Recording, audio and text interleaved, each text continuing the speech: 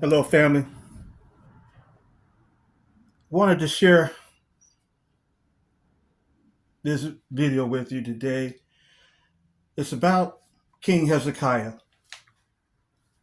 recorded in the book of Second Chronicles, chapters 29, 30, and 31, and about the relief of Lachish. Now, many of you know about the relief of Lachish. It depicts the Assyrian attack upon that Judean city in the year 732 BCE, how they were taken captive, taken as slaves, and they were on their way to try to attack Judah and take over Jerusalem. But the city of Lachish, which was a fortified city, was there to prevent any enemies to break through and head down to Jerusalem. So Lachish was basically a fortified city to try to stop any invaders, as well as other fortified cities that were around Jerusalem. And so originally I was going to do this video. I had done a video about a year ago about Lachish, and I also did a whole chapter about it in my book, The Line of Shem and the Seed of Judah, to prove that the people that are depicted in the images of the relief of Lachish that were mounted on the walls of the palace of King Sennacherib, king of Assyria, that they were indeed Judeans, because we know that some scholars and other different academic people in the academic field were trying to dispute that, saying that they were not, because of the woolly hair. They were trying to say that no, these were Hamites. These were not Judeans. That these were Hamites. These were possibly Ethiopians or Egyptians. So I did a whole chapter in my book to debunk that, showing about the reason why they had the beards, and the Egyptians and Ethiopians didn't wear beards unless it was a sign of mourning, and all kind of things. The British Museum, they what they had to say about it, what Israel had to say about it, the museum over in Israel today, they even say that they were Judeans, and then just disputing all that. So there's a whole chapter that I put to that, and then I did a video about it a year ago as well. So I was going to do an update on that subject about the relief of Lachish, but something hit my spirit really hard, friends, as I was getting ready to prepare for it. I was looking at some of the images of the relief of Lachish. And when Sennacherib put that in his palace, that is a whole wall, like 39 feet long, of that whole entire attack that the Assyrian army did on Lachish. And it's very graphic. It's almost like somebody went back in time and took a photograph, a picture from a camera, and came back to our time and related. It's so graphic and so detailed. The artisans that Sennacherib commissioned to do those carvings is just amazing. But it's also very sad, because those of you who know about the relief of Lachish, so parts of it is very gruesome, very, uh, very hard to look at. Let's put it like that, because it's basically depicting um, torture and cruelty. Because the Assyrians were known for that. They were known for when they would capture an enemy uh, army or kingdom, they would be very harsh on them, very harsh on them, cruelty beyond measure that I don't even want to describe. And so those scenes, part of those scenes, are depicted in those reliefs that were on Sennacherib's palace wall. And so I was looking at them the other day, and I shouldn't have been looking at them, because it just hit me so hard, because it dawned on me, these are my Judean brothers. These were my Judean brothers way back in the 8th century BC, in 732 BC. And that's how they treated my dear loving Judean brothers, and it just weakened my spirit to do the video. I had so many questions I had to try to deal with in my head before I could even sit down to do that video. So anyway, long story short, I had to go back and read chapters 29, 30, and 31 in Second Chronicles just so I could get an idea. Did they do something wrong? Why did the Most High allow the city of Lachish to be taken over? And all those other cities that were taken over by the Assyrians in that year. Why did the Most High allow that to happen? And why did he allow them to be tortured so bad? We know that the Most High did not approve of it. No doubt. He didn't approve of it. He was very angry at Assyria. And Assyria got what it deserved later on.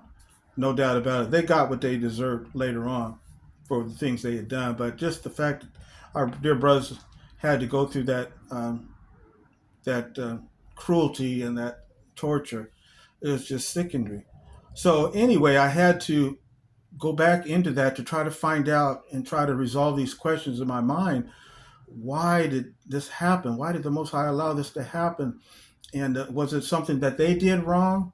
I even started doubting whether maybe these Judeans, maybe they were not Judeans, maybe they were Hamites, maybe they were from the Ethiopian army, because the scripture does say that the Ethiopian army they wanted to come down and fight Sennacherib. They wanted to come down and fight the king of Assyria, but it didn't say in scripture that they actually did it. They said that they wanted to do it. They sent letters to Sennacherib saying they wanted to come down and fight with them. But and I think there was a battle later on in another city called Libnah, but that was after they had already had it overtook Lachish. So anyway, that's all in that chapter in my book. I go into and debunk all those different things that people try to say that they were not Judeans, because they're so thrown off by the woolly hair and the nose feature and all of that. They just get thrown off. They just can't believe it that these they can't believe it. But no, these were Judeans. These were Semites. But from looking at those images of that cruelty that they did on our brothers, it threw me off for a minute. So I wanted to take this video and do it in a different way. And so I want to read with you Second Chronicles chapter 29, 30, and parts of 31. See if you see anything wrong that they did. Is there anything that they did that might have been that incurred the Most High's disfavor on them? I don't see it, but I want to read it with you, see what you think, and then we'll go back and we'll revisit that question again at the end of the reading, okay? Because I don't see anything that they did wrong. They had the Most High's spirit upon them. Now, King Hezekiah, to begin, we know he was the son of Ahaz, King Ahaz. And King Ahaz was the king of Judah and Benjamin, the two-tribe kingdom in the south. And then King Hoshea was the king of the northern 10-tribe kingdom. And we know that later on in 740 BCE, the Assyrians took the 10-tribe northern kingdom, and they took Hoshea, and they just totally destroyed them and scattered them, the 10 tribes, scattered them to the different parts of the earth. And that was in 740 BCE. That left Judah and Benjamin and the Levites still left. And so we know that King Ahaz, the king of Judah, he did some terrible things. The scriptures speak about how he built the high places and the Baal worship, and he even sacrificed his own sons in the fire. Demon worship, just like they're still doing today. That's what he was doing then. Things that were just terrible. And so King Ahaz did that for 16 years in Judah. And then he finally died, and his son Hezekiah took the throne when he was 25 years old. So let's begin our reading.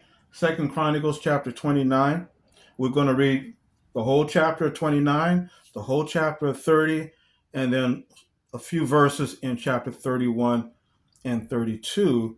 And then let's go back and discuss this question that I was wrestling with a few days ago in trying to do this video originally. Why did the Most High allow the city of Lachish to be taken over? And why did they have to go through all that torture?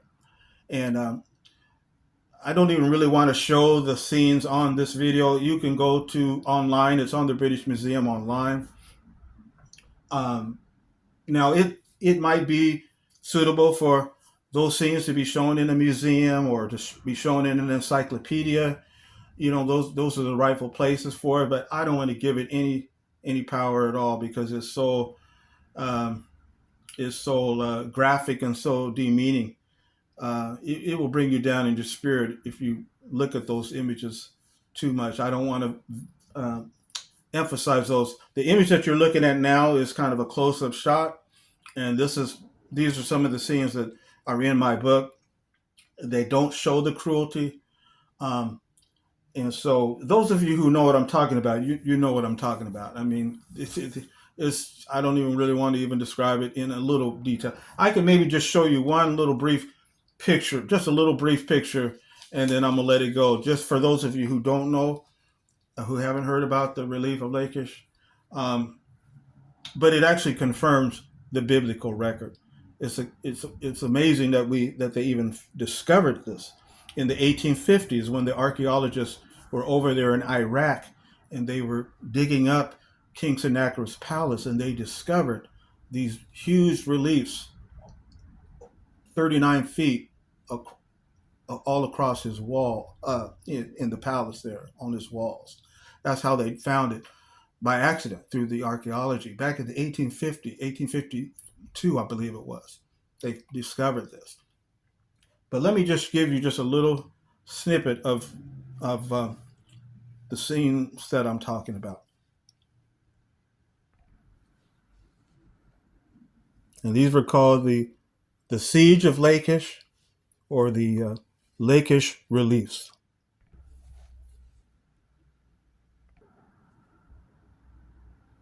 Now, that's just a little bit of the images of the Assyrian soldiers when they were coming in, attacking the city of Lachish and attacking the Judean soldiers who were trying to hold the Assyrians back so they wouldn't get through to Jerusalem. They were trying to protect Jerusalem and protect King Hezekiah and the throne of Judah. But let me give you a little bit more, in just a little bit, because I don't want to get you down, and because as it got me. But this is that's what happened to our brothers there.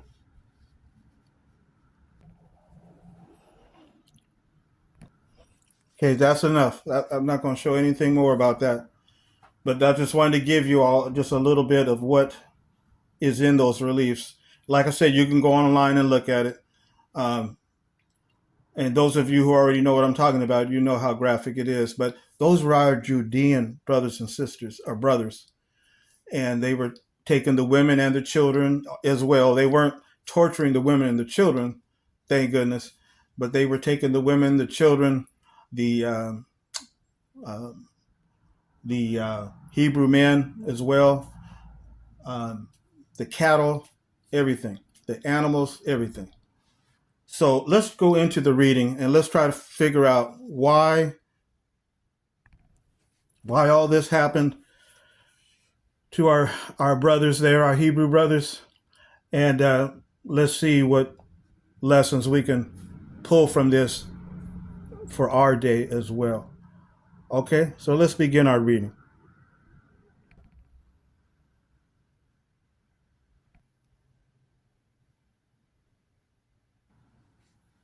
Okay, here we go. 2 Chronicles chapter 29, beginning at verse 1.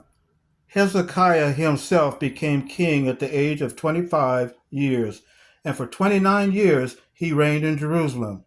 And his mother's name was Abijah, the daughter of Zechariah. And he kept doing what was right in Jehovah's eyes, according to all that David his forefather had done. He himself, in the first year of his reigning, in the first month, opened the doors of the house of Jehovah and began to repair them. Then he brought the priests and the Levites and gathered them to the open place to the east. And he proceeded to say to them, "Listen to me, you Levites. Now sanctify yourselves and sanctify the house of Jehovah, the God of your forefathers, and bring the impure thing out from the holy place. For our fathers have acted unfaithfully and have done what was bad in the eyes of Jehovah our God, so that they left him and turned around their face away from the tabernacle of Jehovah and offered the back of the neck. They also closed the doors of the porch and kept the lamps extinguished, and incense they did not burn, and burnt sacrifice they did not offer up in the holy place to the God of Israel. And Jehovah's indignation came to be against Judah and Jerusalem, so that he constituted them an object at which to quake, an object of astonishment, and a cause for whistling, just as you are seeing with your own eyes." Okay, let's stop here for a minute. So we see here that Hezekiah, right from day one, right in the first year of his reign, the first month of his reign, he began to clear out all the uncleanness that his father had done for the past 16 years in Judah, cleaning it all out. So he went right away. He didn't waste any time. It's like it says here, he did what was right in Jehovah's eyes. So let's continue on in verse 9.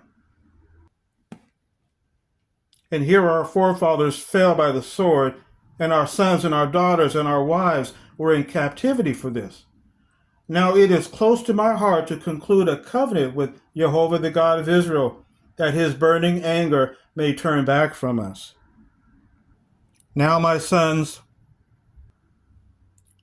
do not give yourselves up to rest, for you are the ones whom Jehovah has chosen to stand before him, to minister to him, and to continue as his ministers and makers of sacrificial smoke." At that the Levites rose up, Mahath the son of Amasai, and Joel the son of Azariah, of the sons of the Kohathites, and from the sons of Merari, Kish the son of Abdi, and Azariah the son of Kahaliel, and from the Gershonites, Joah the son of Zimmah, and Eden the son of Joah, and from the sons of Elizaphan, Shimri, and Jeuel, and from the sons of Asaph, Zechariah and Mattaniah, and from the sons of Haman, Jehiel and Shimei, and from the sons of Jeduthun, Shemaiah and Uzziel. Then they gathered their brothers together and sanctified themselves, and came according to the king's commandment in the words of Jehovah, to cleanse the house of Jehovah. The priests now came inside the house of Jehovah to do the cleansing, and brought out all the uncleanness that they found in the temple of Jehovah to the courtyard of the house of Jehovah.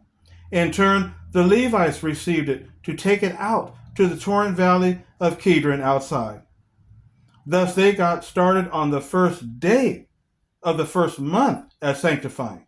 And on the 8th day of the month, they came to the porch of Jehovah, so that they sanctified the house of Jehovah in 8 days. And on the 16th day of the first month, they finished. Verse 18. After that, they came inside to Hezekiah the king and said, "We have cleansed the whole house of Jehovah, the altar of burnt offering, and all its utensils, and the table of the layer bread, and all its utensils, and all the utensils that King Ahaz removed from employment during his reign in his unfaithfulness, we have prepared and have sanctified them, and there they are before the altar of Jehovah." And Hezekiah the king proceeded to get up early and gathered the princes of the city together and go up to the house of Jehovah. And they came bringing 7 bulls and 7 rams, and 7 male lambs, and 7 male goats as a sin offering for the kingdom, and for the sanctuary, and for Judah. So he said to the sons of Aaron the priests to offer them up upon the altar of Jehovah. Accordingly, they slaughtered the cattle, and the priests received the blood and sprinkled it upon the altar. After which they slaughtered the rams and sprinkled the blood upon the altar. And they slaughtered the male lambs and sprinkled the blood upon the altar. Then they brought the male goats of the sin offering near before the king and the congregation and laid their hands upon them. The priests now slaughtered them and made a sin offering with their blood upon the altar to make atonement for all Israel, because it was for all Israel that the king said the burnt offering and the sin offering should be. Meantime, he had the Levites stationed at the house of Jehovah with cymbals and with string instruments and with harps by the commandment of David and of Gad the king's visionary and of Nathan the prophet. For it was by the hand of Jehovah that the commandment was by means of his prophets. So the Levites kept standing with the instruments of David, and also the priests with the trumpets. Then Hezekiah said to offer up the burnt sacrifice on the altar. And at the time that the burnt offering started, the song of Jehovah started, and also the trumpets, even under the direction of the instruments of David, the king of Israel. And all the congregation were bowing down while the song was resounding and the trumpets were blazing. All this until the burnt offering was finished. And as soon as they finished offering it up, the king and all those found with him bowed low and prostrated themselves. Hezekiah the king and the princes now said to the Levites to praise Jehovah in the words of David and of Asaph the visionary. So they began to offer praise even with rejoicing, and they kept bending down and prostrating themselves. So let's just stop right here for a minute. So we see so far, friends, that King Hezekiah, the priests, the Levites, everybody is doing everything just right according to the king's command, and they're cleaning everything out. They're trying to get everything ready. They were not able to do the Passover because they were in such an unclean condition. So they're trying to get everything ready because according to the law, there was a,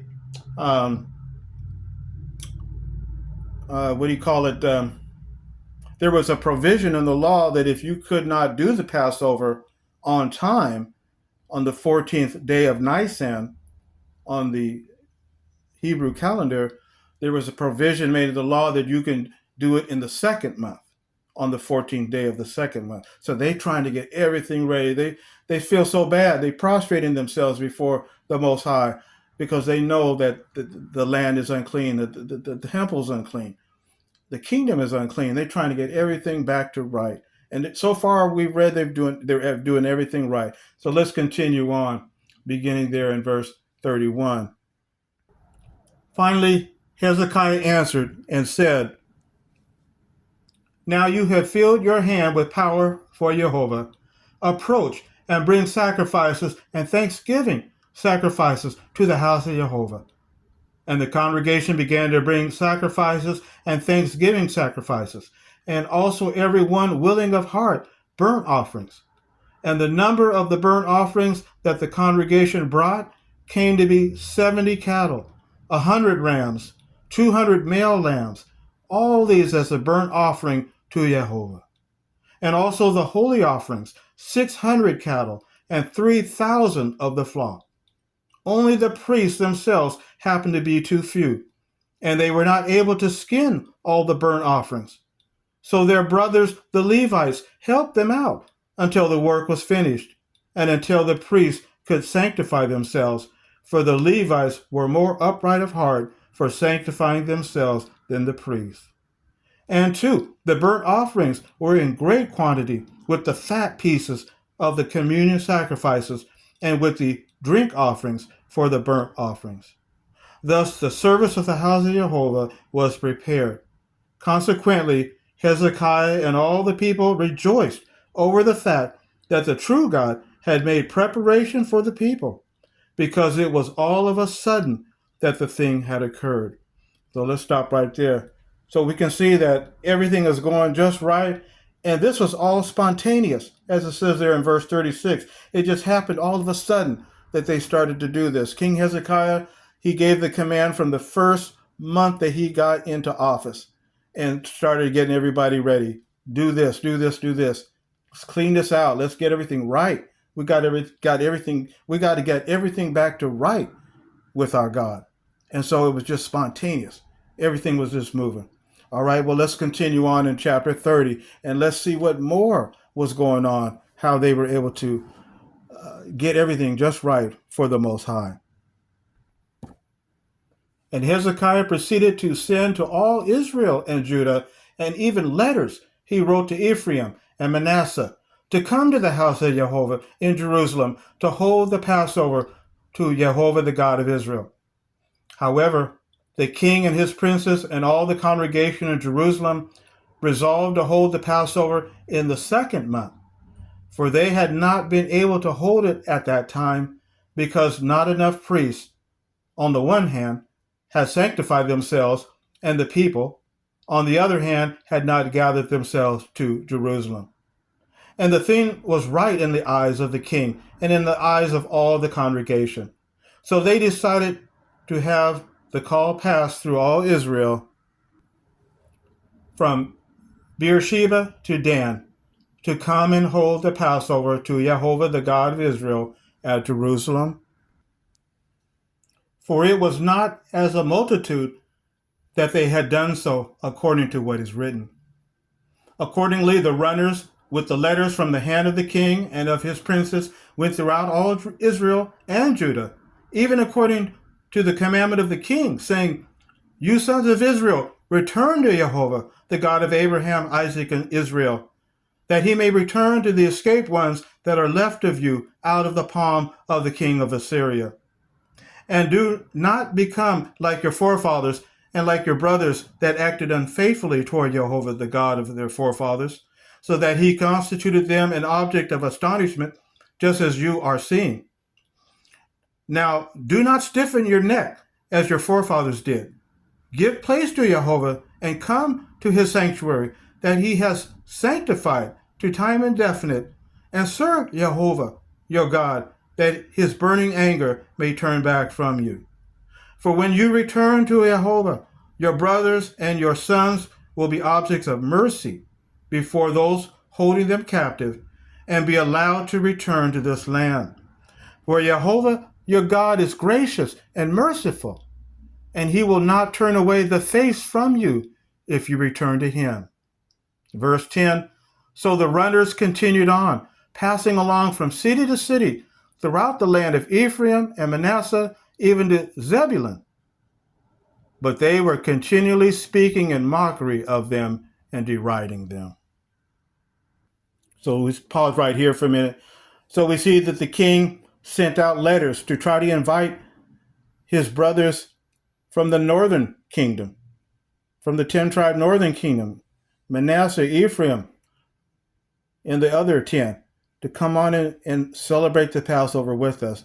But they weren't acting right. They started mocking the runners, making fun of the runners. And so, that was not a good thing. But let's continue on in verse 11.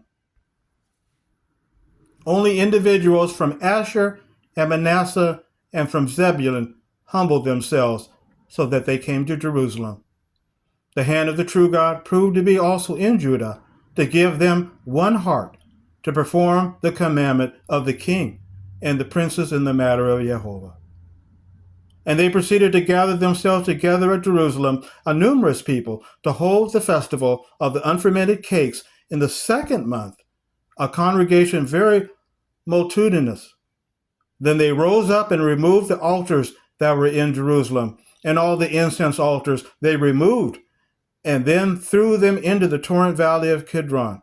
And these are the Baal altars and the high places that King Ahaz was doing. Continuing on, verse 15.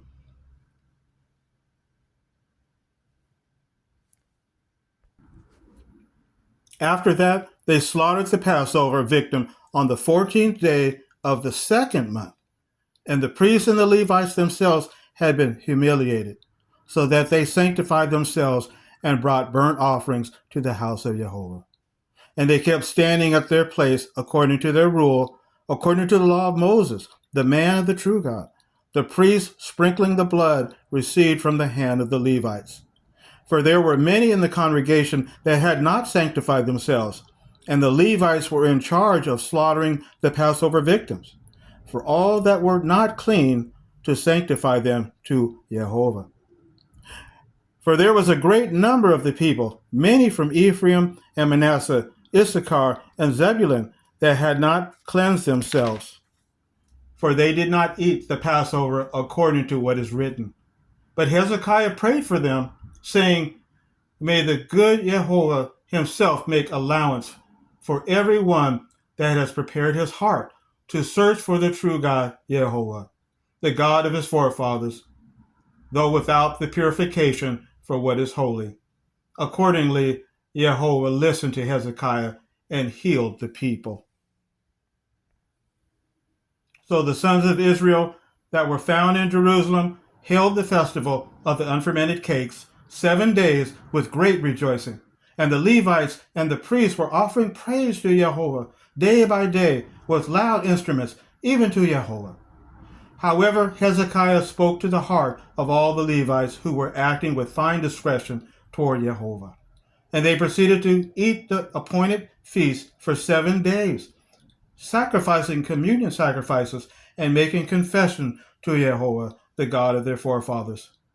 Then all the congregation decided to hold it for 7 more days. So they held it for 7 days with rejoicing. For Hezekiah, the king of Judah, himself contributed for the congregation 1,000 bulls and 7,000 sheep, and the princes themselves contributed for the congregation 1,000 bulls and 10,000 sheep, and priests kept sanctifying themselves in great number. Verse 25, and all the congregation of Judah, and the priests and the Levites, and all the congregation that came from Israel, and the alien residents that came from the land of Israel, and those dwelling in Judah continued rejoicing. And there came to be great rejoicing in Jerusalem. For from the days of Solomon, the son of David, the king of Israel, there was none like this in Jerusalem. Finally, the priests, the Levites, stood up and blessed the people, and a hearing was granted to their voice, so that their prayer came to his holy dwelling, the heavens. Let's stop here. So far, friends, everything is going right. The Most High is so pleased, and so happy to see his people doing what is right. After 16 years, they cleaning everything out that's unclean in the temple, in the land, in the kingdom. And Hezekiah is taking the lead and giving the commands to the priests and the Levites, and even to the princes and the people. Everybody is responding, and they're just rejoicing. They were so rejoicing so much that they continued the festival another 7 days, and were contributing all kind of animals to the sacrifice. So everything, I don't see anything wrong. Do you? Have you seen anything wrong that they've done so far, friends? I have not seen anything yet. And this was several years before the attack on Lachish and the attack on the kingdom of Judah. That was going to come several years later. But so far, under Hezekiah's reign, this is just the first year of his reign. Now they're in the second month. So we see that they got everything cleaned up, and now they're celebrating the Passover in the second month. On the 14th day of the second month, there was a provision made that they could do that if they were unclean, to do it in Nisan 14. So everything is going just right. So let's just read a few verses in chapter 31, and then we're going to go back and discuss this a little bit more. So let's go to chapter 31, and let's read verse 1, and then we'll read a few other verses. So verse 1 says, and as soon as they finished all this, all the Israelites that were found there went out to the cities of Judah. Notice that. Went out to the cities of Judah, the kingdom of Judah. That would include Lachish. And they proceeded to break up the sacred pillars and cut down the sacred poles and pull down the high places and the altars out of all Judah and Benjamin and in Ephraim and Manasseh until they had finished. After which all the sons of Israel returned to their cities, each one to his own possession. So stop there. So they even went out even over to the northern side and helped clean out the idols that were over in the northern kingdom. That's how much love they had for their brothers and sisters. You see that? They even went over to Ephraim and Manasseh and helped clean out the idols that were over there under King Hoshea, the king of Israel, who wasn't doing right. But they didn't let that stop them. In fact, we remember they invited their brothers to come to the Passover, and some did come. Some finally humbled themselves and came. So that's how much love they had for their brothers and sisters in the 10 tribe, northern kingdom. They went in over there and tried to clean out some of the uncleanness in their land. But you notice it says there they went out to all the cities of Judah in the kingdom of Judah. And that would have included the the city of Lachish. All right, let's continue on. Let's read verse 6. And the sons of Israel, verse 6, and of Judah that were dwelling in the cities of Judah, there it is again, even they themselves brought in the 10th of cattle and sheep and the 10th of the holy things, the things sanctified to Jehovah their God. They brought in and so gave heaps upon heaps. Stop there. So we can see that the brothers and sisters, they were responding throughout the whole kingdom of Judah. Everyone was responding. They were bringing heaps upon heaps of cattle and sheep, the 10th of their holy things, to put towards the sacrifice to cover the sins of the entire nation. And again, as it says there in verse 6, you see that phrase, in the cities of Judah. That would have included the city of Lachish. So far, everything is pleasing before the Most High, pleasing in his eyes. Let's read verses 17 through 19 now. This is the genealogical enrollment of the priests by the house of their fathers, and also of the Levites, from the age of 20 years upward, by their obligations and their divisions, both for the genealogical enrollment among all their little ones, their wives, and their sons and their daughters, for all the congregation, because in their office of trust they proceeded to sanctify themselves for what was holy. And for the sons of Aaron, the priests, in the fields of pasture ground of their cities. In all the different cities, there were men that had been designated by their names to give portions to every male among the priests and to the entire genealogical enrollment among the Levites. So there you have it. Everything is good before the eyes of Jehovah. Even giving contributions to the priests, because we know that the priests, the tribe of Levi, we know that they did not have a land portion. Remember, they didn't have a land portion. Otherwise, it would have been 13 tribes instead of 12 tribes. So the tribe of Levi didn't get a land apportionment. They were still a tribe, of course. But they were spread out among their brothers, and they were able to get different lands to dwell among in all the different 12 tribes of their brothers. And so they were following the law in that regard as well, and giving to the priests what was due them, and even to the Levites. And like it says, in all the cities, there you have that phrase again. That would have included the city of Lachish. And so now let's read in conclusion verses 20 and 21. And Hezekiah proceeded to do like this in all Judah, and he continued to do what was good and right and faithful before Jehovah his God. And in every work that he started in the service of the house of the true God, and in the law, and in the commandment to search for his God, it was with all his heart that he acted, and he proved successful. Now, notice chapter 32, verse 1. We're just going to, let's read 32, verse 1. It says, after these things, and this faithful course, Sennacherib, the king of Assyria, came and proceeded to invade Judah and camp against the fortified cities, that would have included Lachish, and kept thinking of making them his by a breakthrough. Okay, let's stop there. Now, before we get into Sennacherib and the king of Assyria, notice the first line of verse 32. It says, after these things and this faithful course. So in other words, after the things that we had read in whole entire chapter 29 and chapter 30, everything was according to a faithful course in the Most High's eyes. So everything Hezekiah did, King Hezekiah, the king of Judah, everything he did was spot on. So I can't see anything that was done unfaithfully that would have caused what is going to happen later. And when we read when we ended with chapter 31, verse 21, that was, like I said, all that was in that first year of Hezekiah. And he went on to reign. He started his reign in 745.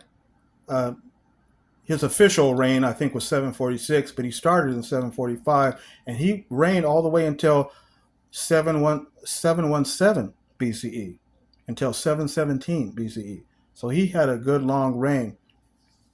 But so he started in 745, but then in 732, that's where we pick up here in chapter 32, verse 1.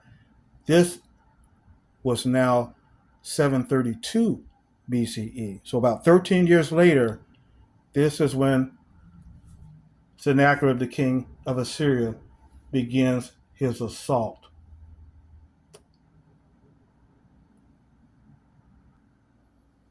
So we notice what is said there in verse 1, the second part of verse 1, talks about how the king of Assyria came and proceeded to invade Judah, the kingdom of Judah, and camp against the fortified cities. And if you read 2 Kings chapter 18, verse 13, in the book of 2 Kings, it also has this same account as we just read in Chronicles, but in 2 Kings 18, verse 13, it says that Sennacherib, the king of Assyria, came up against all the fortified cities of Judah and seized them. So he was taking city after city after city, and then he finally came to Lachish, and he took them as well. And notice in verse 32, verse 9. So verse 9 and 10, it was after this that Sennacherib, the king of Assyria, sent his servants to Jerusalem while he was at Lachish. So he had already taken Lachish, and he was there. And, when you think about it, I used to think that King Sennacherib, he just sat back at his palace in Iraq, or Assyria, Iraq today, that he just sat back in his palace and just sent his troops out while he just sat back and waited for a report. But no, Sennacherib, he went out on the mission also. He was actually there when they were doing these attacks on Judah. So when they captured Lachish, he was there. And so that's what verse 9 helps us appreciate.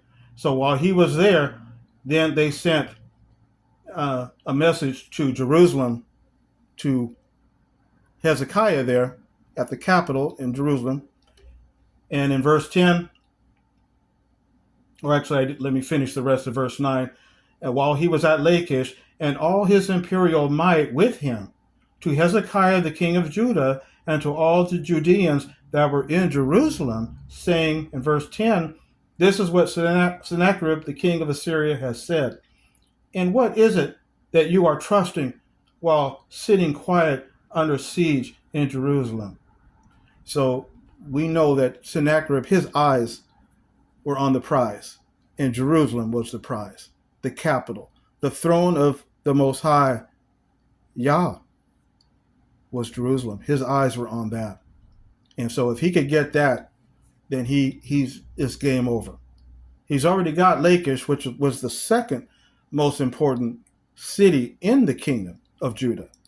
And like I said, it was supposed to be a fortification city to repress and suppress any enemies that would try to break through and go on their way to Jerusalem. But we see that did not happen at Lachish. They overtook Lachish, and they took them captive. And so he sent letters to Hezekiah asking him to go ahead and just surrender, because if you don't, by the time we get there, it's going to be lights out. And let's notice verse 17. Verse 17 says, even letters King Sennacherib he wrote to reproach Jehovah, the God of Israel, and to talk against him, saying, like the gods of the nations of the lands, who did not deliver their people out of my hand, so the God of Hezekiah will not deliver his people out of my hand. So we can see the situation here. King Sennacherib of Assyria, he was haughty, boastful, and he was, up to this point, everything was working his way. He got Lachish to surrender to him, the number 2 city in all the kingdom of Judah. And now he was ready to take the prize, which was Jerusalem. So we go back to the relief of Lachish again, and we see some of the images that was in Sennacherib's palace. And we can see the Hebrew Israelites, men, women, and children, being taken captive in 732 BCE.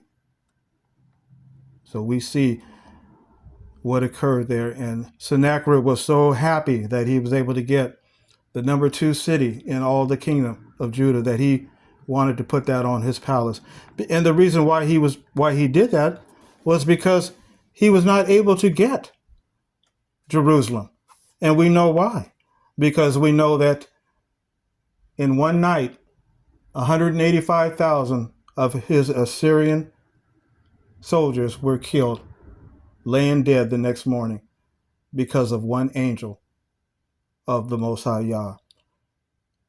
Killed off 185,000 of the Assyrian troops. And so Sennacherib went back home humiliated and defeated. And so he wished he could have put up on his palace wall the capture of Jerusalem and the capture of Hezekiah. He was not able to do so. So the only thing he had left to boast about was, yes, the city of Lachish. So that's why the city of Lachish attack was put on his wall, and not the city of Jerusalem. But we can see our Hebrew brothers there being taken by the Assyrian soldiers there, and they were taken captive, the city of Lachish. Here's another picture of it here. They're all bowing down in front of, blow that up a little bit more. You see they're all bowing down, our Hebrew brothers, before Sennacherib there on his throne. So he was there. Sennacherib was actually there in person in Lachish and in all those cities, because he went out on the hunt also. He didn't just sit back in his palace. He went on the hunt. But I'm not going to talk anything more about Sennacherib. He was an enemy of the Most High, and he was defeated. He was put down years later when Babylon overtook them. But we can see this is what he had on his wall. And here are Hebrew brothers, just, that's what happened. So that's what went down. And so our brothers there were. So that goes back to the question that I was asking earlier, is why? Why did the Most High allow our brothers to be taken? Why did he allow our brothers? Everything that we had read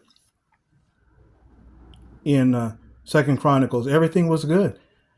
Of course, King Ahaz, Hezekiah's father, he did terrible things in the land for 16 years. But he died, and then his son Hezekiah took over, and he turned everything around. And everything that his father had done, he undid it and made everything just right for the Most High. So the question again, so since everything we read showed that they were doing everything just right, why were they taken captive?